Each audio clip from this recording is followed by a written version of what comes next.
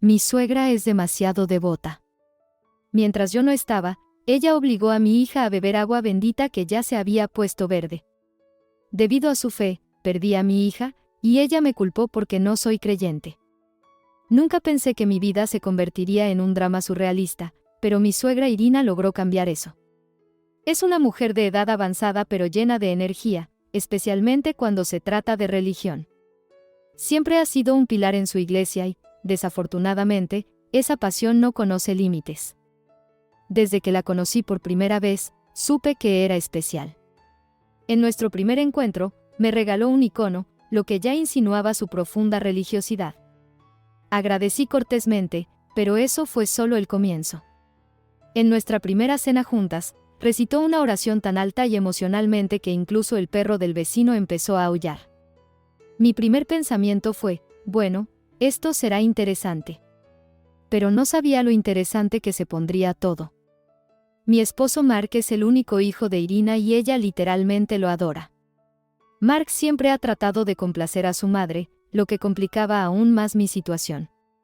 Intenté llevarme bien con ella, pero Irina siempre me veía a través del prisma de sus creencias. Está convencida de que gracias a ella, Mark se convirtió en un hombre digno, y espera que yo siga todas sus tradiciones religiosas. Los primeros meses después de la boda fueron difíciles. Vivíamos bajo el mismo techo que Irina, quien insistía en que la casa estuviera llena de símbolos y rituales religiosos. Cada mañana encendía velas y rezaba, y por la noche exigía que todos nos reuniéramos para leer la Biblia en familia. Intentaba participar para evitar conflictos, pero se volvía cada vez más difícil. Con cada día que pasaba, Irina se entrometía más y más en nuestra vida personal. Me criticaba por trabajar en lugar de quedarme en casa, por cómo me vestía, cocinaba e incluso por cómo hablaba. Su crítica nunca cesaba y siempre encontraba la manera de señalar mis defectos relacionándolos con mi falta de religiosidad suficiente. Cada comida era como estar en una iglesia en lugar de en casa. Irina siempre encontraba la forma de convertir una simple comida en un ritual religioso. Una vez, cuando estábamos sentados a la mesa, anunció de repente que cada uno debía leer un pasaje de la Biblia antes de empezar a comer. Mark, como siempre, la apoyó, y sentí que no tenía más opción que obedecer. El pasaje que me tocó trataba sobre la sumisión, y Irina no perdió la oportunidad de resaltar lo importante que era esto para la familia, especialmente para la esposa. Me miraba como si fuera un mensaje personal dirigido hacia mí. Fue humillante y apenas pude contener las lágrimas mientras intentaba leer palabras que sentía como un reproche. Después de que todos leímos nuestros pasajes, Irina comenzó a discutir el significado de cada texto, deteniéndose especialmente en el mío. Hablaba sobre la importancia de saber someterse y no poner nuestros deseos por encima de la voluntad de Dios. Con cada una de sus palabras, sentía cómo crecía mi resentimiento y enojo. Quería levantarme y marcharme, pero sabía que solo empeoraría la situación. Luego sugirió que oráramos por nuestra familia para que pudiéramos superar las pruebas y ser más espirituales. Todos nos pusimos de pie y tomamos nuestras manos mientras ella pronunciaba la oración en voz alta. Escuchaba sus palabras, pero mis pensamientos estaban lejos de la oración. Pensaba en cómo podía encontrar la fuerza para lidiar con esto cada día. Cuando finalmente terminaba la cena, me sentía agotada. Mark parecía no notar el ambiente tenso, lo cual solo aumentaba mi amargura. Cada una de esas cenas dejaba en mí la sensación de estar perdiéndome a mí misma, suprimiendo mis sentimientos y pensamientos por el bien de la convivencia pacífica con Irina. Pero sabía que esto no podía durar para siempre. Lo peor eran los domingos. ¿Cómo olvidar esos domingos? Cada uno de ellos era insoportable. En una de esas mañanas de domingo, cuando soñaba con un día tranquilo, ella anunció que organizaría una escuela dominical directamente en nuestra casa. Quedé en shock, pero sabía que objetar sería inútil. Reunió a todos los niños del vecindario, incluyendo a nuestros sobrinos, y convirtió la sala de estar en un aula. En el centro estaba Irina con la Biblia en las manos, rodeada de sillas ocupadas por niños pequeños con expectación en sus ojos. Comenzó contando la historia de Noé y el arca, y sus ojos brillaban mientras hablaba sobre la obediencia a la palabra de Dios. Luego los niños comenzaron a dibujar sus propias versiones del arca. Un niño, Tommy, dibujó un arca sin animales. Irina, sin perder la oportunidad, comentó que su arca era como una vida sin fe, vacía y sin sentido. Vi cómo la sonrisa de Tommy se desvanecía mientras miraba su dibujo. Me sentí muy mal por él. Cada vez que Irina me dirigía la palabra para hacer un comentario, sentía que la tensión aumentaba dentro de mí. Trataba de responder lo más neutralmente posible para evitar más debates sobre religión. Sin embargo, su mirada crítica me hacía sentir como si estuviera siendo interrogada. Después de la lección, cuando los niños se dispersaron, Irina tomó mi mano y dijo que debía participar más activamente en la educación espiritual de los jóvenes. Afirmaba que esto me ayudaría a encontrar el camino verdadero.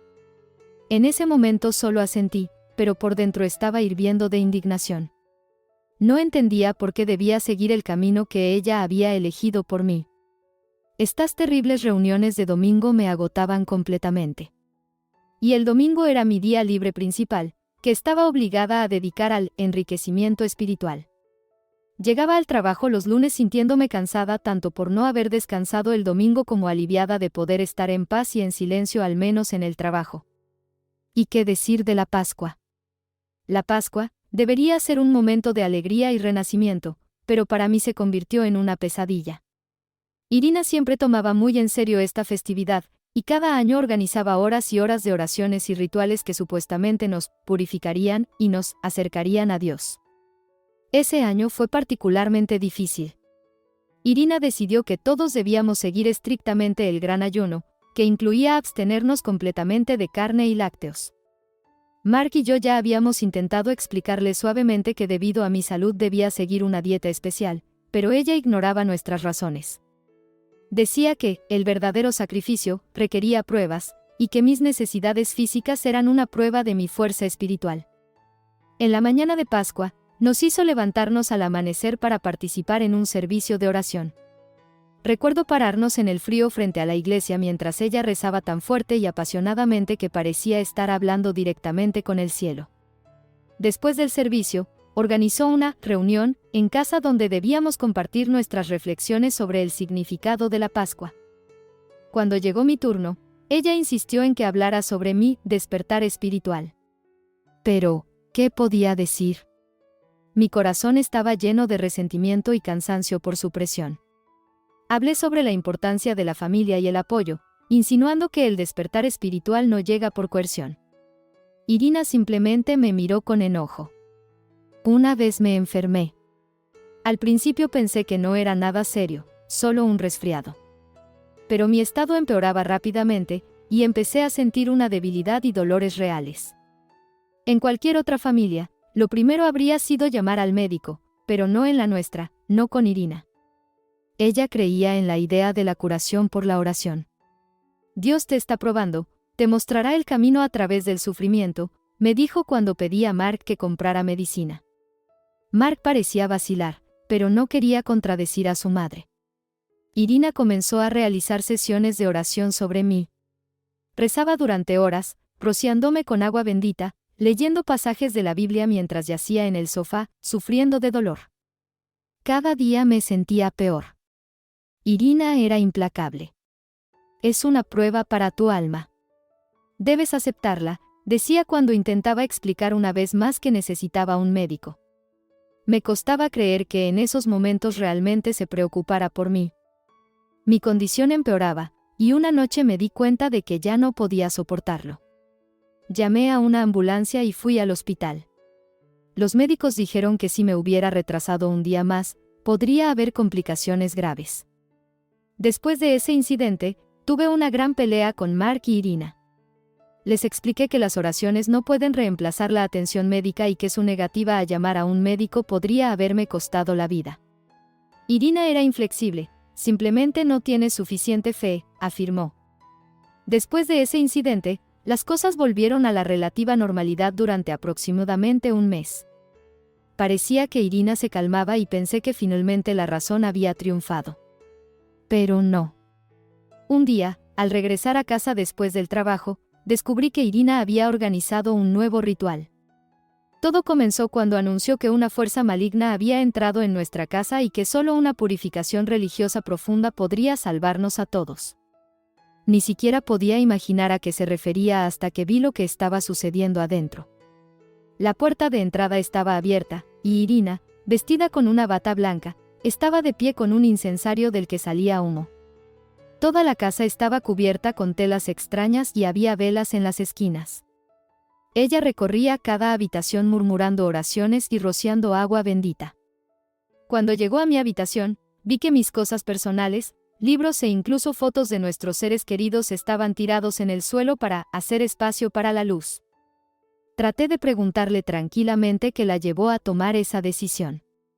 Ella me miró con sus ojos penetrantes y dijo que lo estaba haciendo por el bien de toda la familia, que debería estar agradecida por su cuidado. Pero no podía entender cómo la alteración de mi espacio personal podría ser considerada como cuidado. Mark estaba fuera por trabajo en ese momento, y me sentí como si estuviera sola enfrentándome a este caos. Me costaba ver cómo Irina manipulaba descaradamente mis cosas, segura de que estaba haciendo algo importante y necesario. En la cocina, encontré mis libros de cocina apilados, listos para ser quemados, porque, según ella, podrían atraer energías negativas. Cada paso por la casa me recordaba que mi espacio personal, mis preferencias y creencias habían sido completamente ignorados. Tuve que recoger mis cosas, devolverlas a su lugar, tratando de restaurar algún tipo de orden después de su purificación.